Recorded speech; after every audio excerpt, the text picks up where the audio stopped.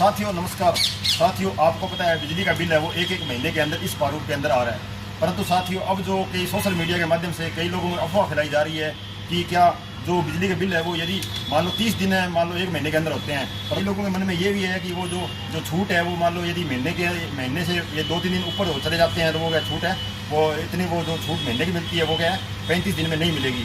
पर वो 35 दिन के हिसाब से ही महीने के हिसाब से ही मिलेगी।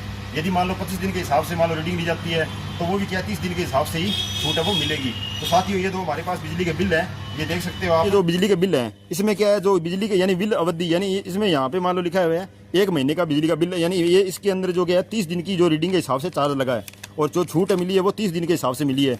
ये साथियों जो बिजली का बिल है इसमें क्या है बिल अवधि यानी 0.57 यानी क्या है ये महीने से यानी जो महीने से कम दिनों में रीडिंग ली गई है। इन दोनों के जो साथियों मासिक उपभोग है वो लगभग 141 यानी 250 यूनिट के हिसाब से लगते हैं। ये आप यहाँ देख सकते हैं यानी 250 यूनिट के हिसाब से स्थायी शुल्क 51 से 150 यूनिट तक जो है स्थायी शुल्क है वो क्या 250 रुपये लगता है। तो इसमें जो मासिक उपभोग है वो 47 यूनिट हुई है।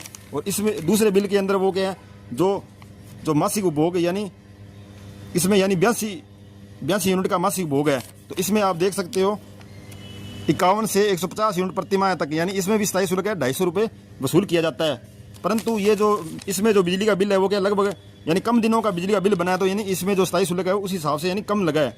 और ये जो पूरे महीने का बना है तो इसमें क्या पूरे महीने का स्थायी शुल्क लगा है। इसी तरह से हम छूट देख लेते हैं यानी मान लो जो छूट दी गई है राजस्थान सरकार के द्वारा ये आप देख सकते हैं। इसमें यानी जो छूट है वो क्या है महीने के हिसाब से दी गई है यानी जो बिजली का बिल बना है पूरा उसके हिसाब से छूट दी गई है।